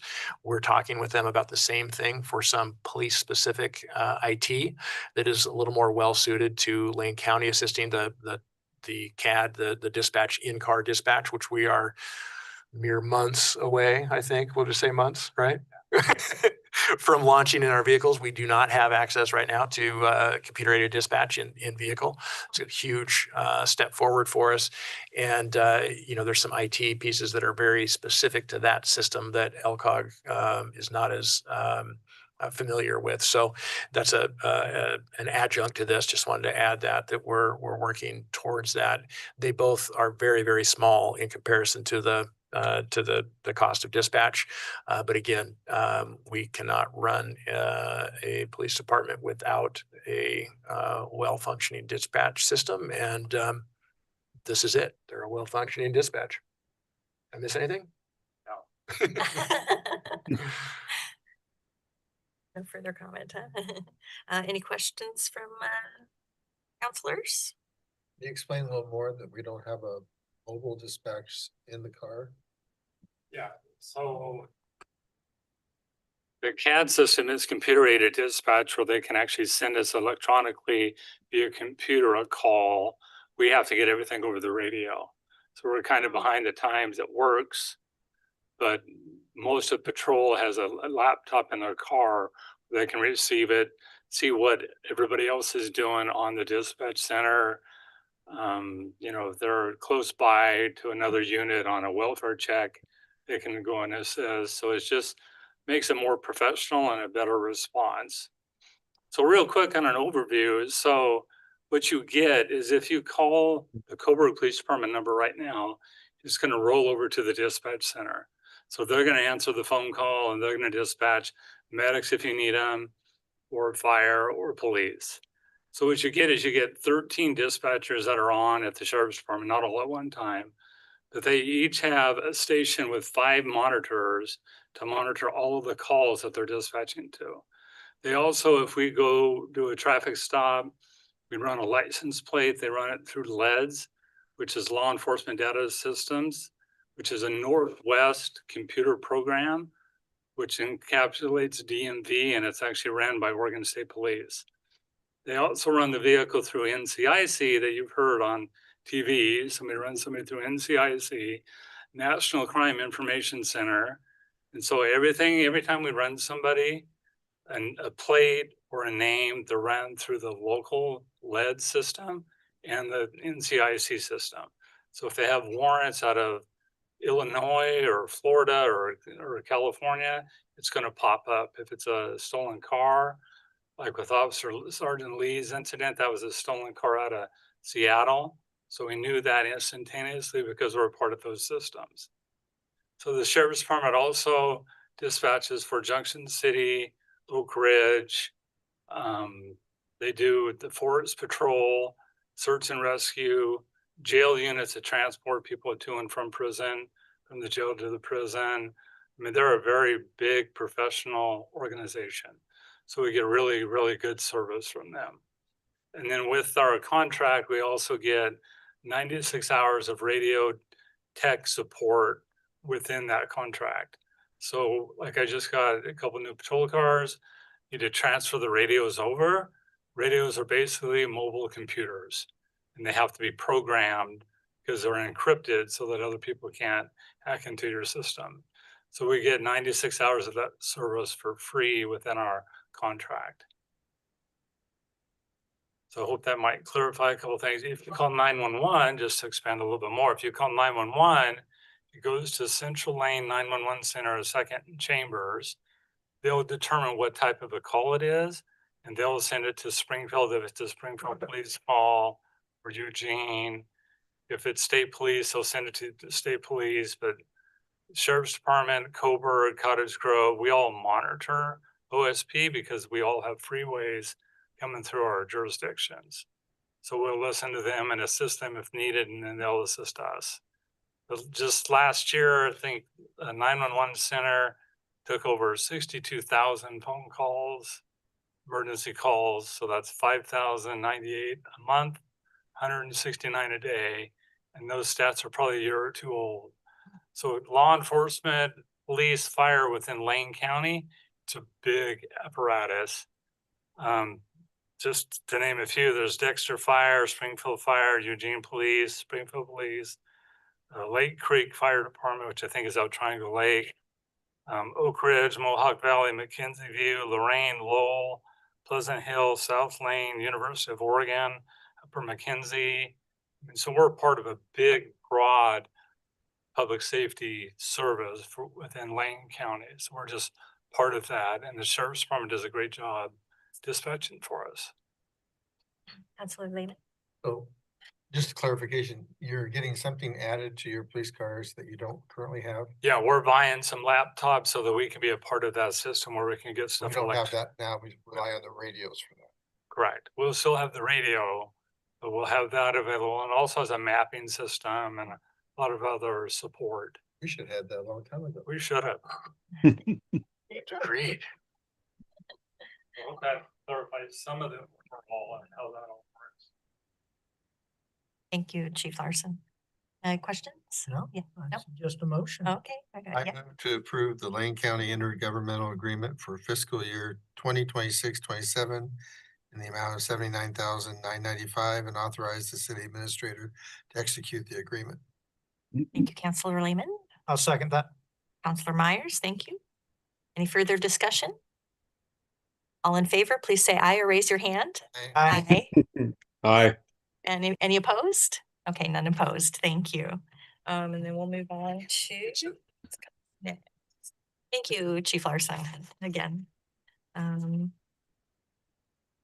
Must be getting toward the end.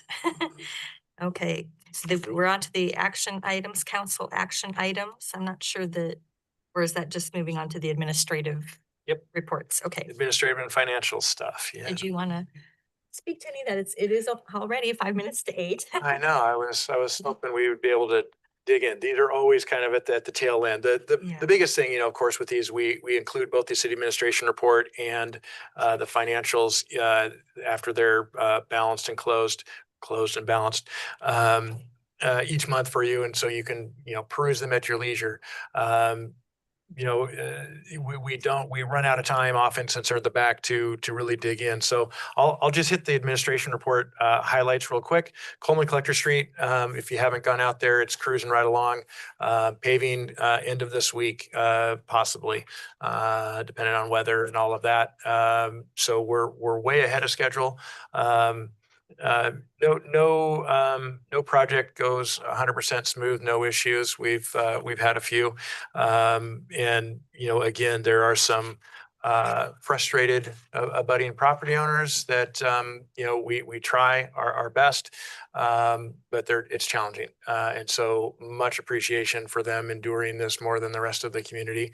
The resulting project is a 30+ year investment in a collector street, or the start of a collector street there for Coleman. So they take the front brunt for a really good long-term investment. So one that I brought up in a prior administration report, we didn't have a clarity on the timing, which we have a little bit more clarity now. It's happening this month. Don't know exactly what day. You can see some survey markers out there and some prep work. So it just depends on their road crew. But Lane County Public Works did an analysis over the last, I don't know when they completed the analysis, of Coburg Road, Bottom Loop, and North Coburg, that intersection right at the fire station and the school, and that will become a 4-way stop. That will be a big change to motorists. I think I mentioned that 2 months ago when we were updated about it. They've been in Lane County has been in contact with the schools, obviously, throughout. I'm not sure if the school initiated it, the request. I don't know where it was generated necessarily. It is pretty well in alignment conceptually with our Transportation Safety Ad Hoc Committee. We didn't specify that one as a recommendation necessarily in that final document, but it does align with that. What comes with that is Chief Larson and his team have agreed to assist Lane County, in the early days and early weeks of that being in place, to change habits and behaviors of motorists. State law requires whenever there's a traffic control change like that temporary signs be placed, or quasi-temporary. They're there for, I can't remember, it's 120 days or something. It's there for a long time, as quarter mile back, or to remind people that, hey, you have a change of traffic control device coming up, so be aware. Because obviously we all get a bit on autopilot, and that'd be bad. So just a note that's happening. That is Lane County right-of-way area. As you know, the Coburg, from that intersection, it turns to Van Dyne and then turns the corner to North Willamette, South Willamette, and then Pearl. The majority of all of that is Lane County jurisdiction. At the very end of Pearl, there's some state ODOT section. But we will be supporting their efforts, but it is a Lane County project. Business retention expansion survey, more to come on this. Just want to let you know that we have a really amazing U of O grad student who kind of cold called me. It's not really formally part of her program, and she's interning this summer for Lane County Economic Development. In advance of that, you could tell she's a go-getter. She wanted to do some work and kind of shadow city administration. That's her objective and career. So we landed on this has been on our economic development strategy in our framework document of doing something that enables us to have a better communication, a better understanding of the light industrial area. That's the focus of this. Megan and Coburg Main Street really handled the other kind of leg of our local economic activity.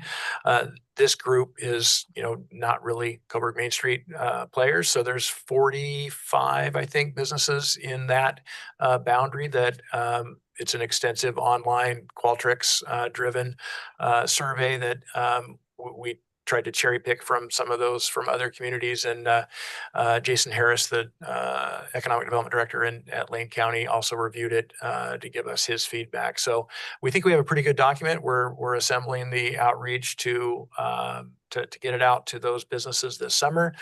The goal really is to see, our own support services. Economic development at a local level is really the basics, the foundational stuff, transportation systems, good roads, good utilities, capacity in our water and wastewater for growth, land and land use process that allows growth. So some of the questions are about, are you planning to grow or are you retracting? What do you see in your workforce?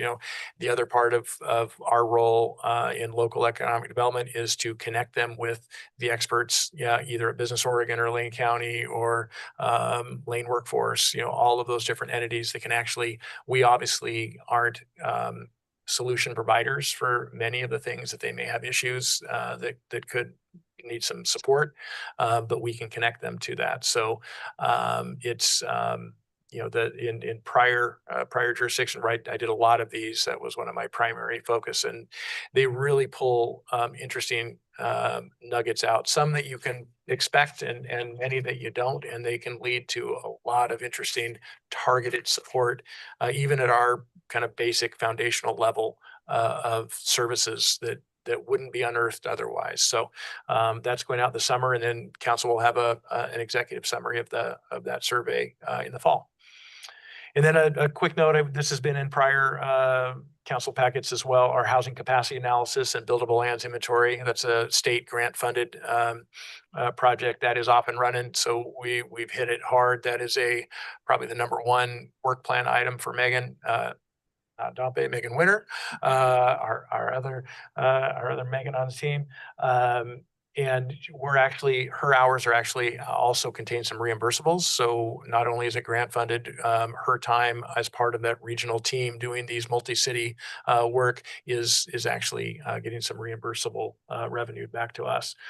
I think it's going to be great data and great information. And again, Planning Commission is a little closer to the action as it moves through, and then comes to council for final review. And it's probably overall a 12 to 16 month process. And this summer is the buildable lands inventory and the start of the technical advisory group to do the CHA conceptualized housing analysis is the other sub document or sub study. The rest is the projects that we have going on. We've completed a few that have dropped off there, which is awesome. And then we have a few now that we have funding for and included there for tracking. We had a recent increase.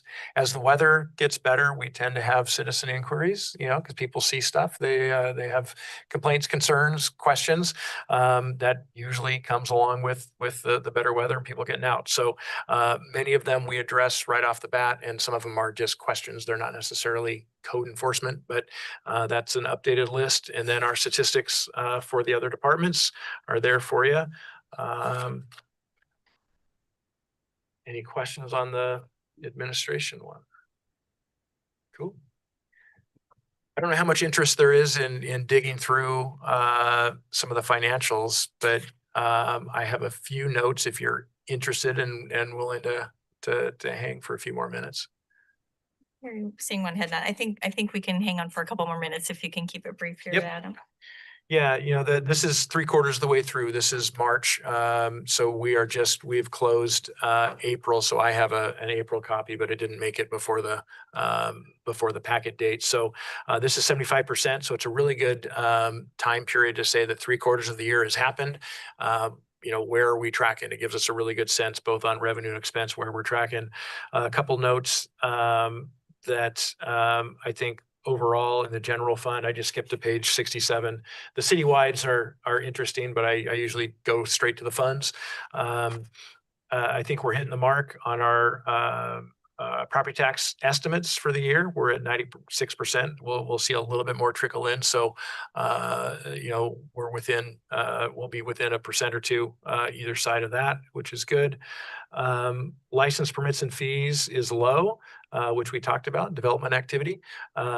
We did have a couple come in. So the next months, I just sneak peeked, it bounces up by 50,000. So we're not going to be nearly as dry as that looks on a revenue perspective. And same thing with fines and forfeitures, municipal court. That's actually, between police and municipal court, that's cranking along. We have some areas, if you look at the expense side where it's that 139%, that's kind of by design.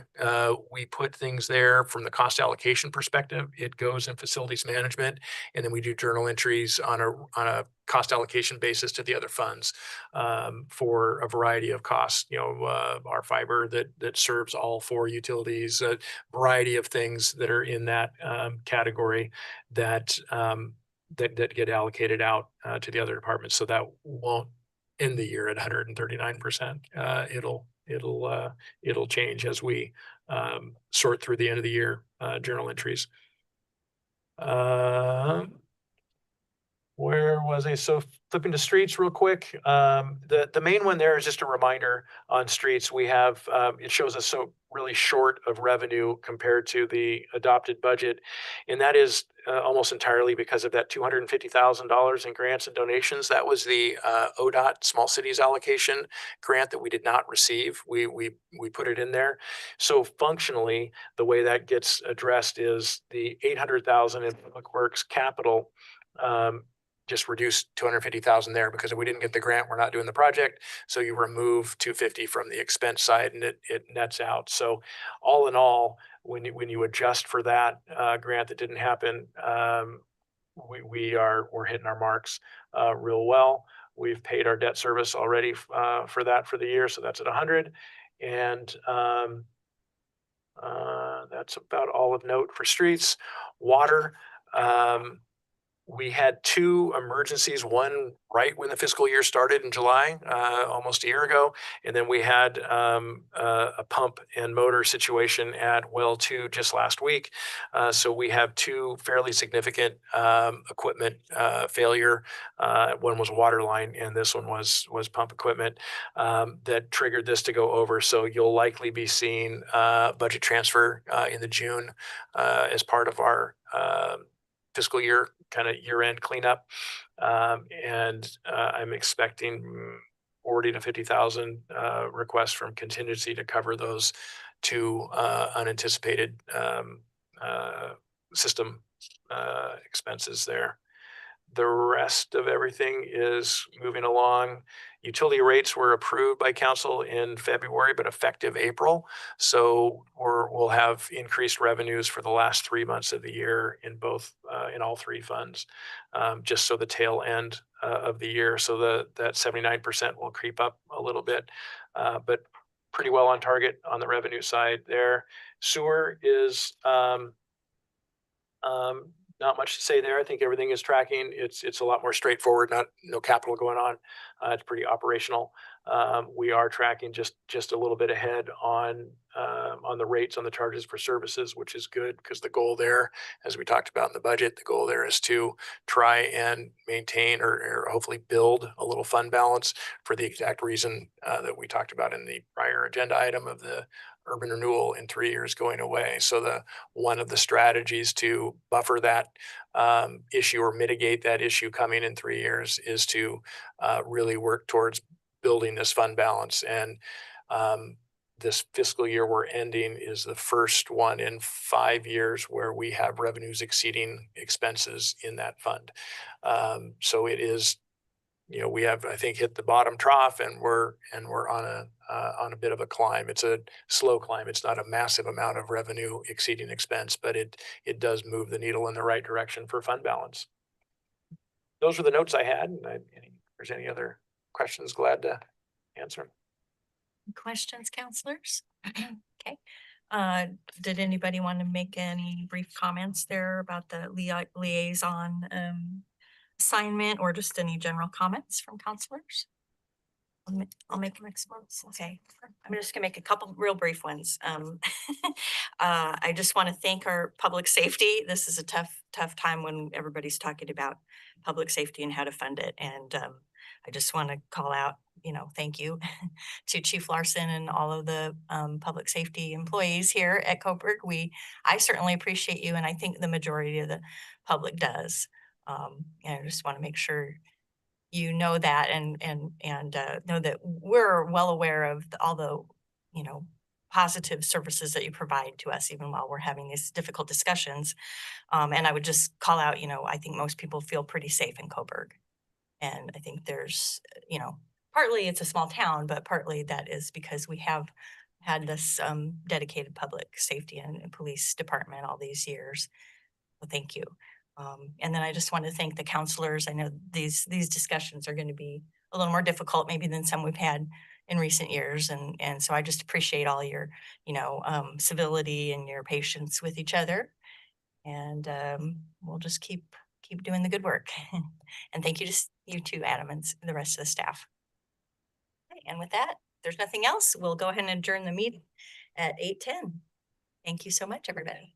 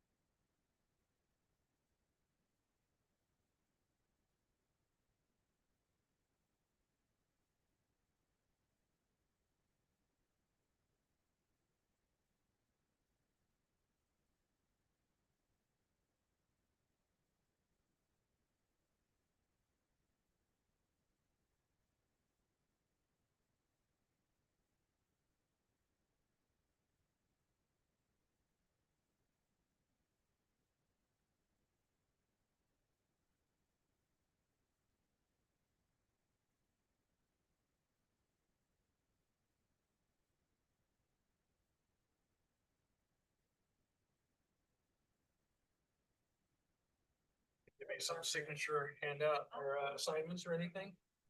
Sure. Not by her. Yeah. Yes.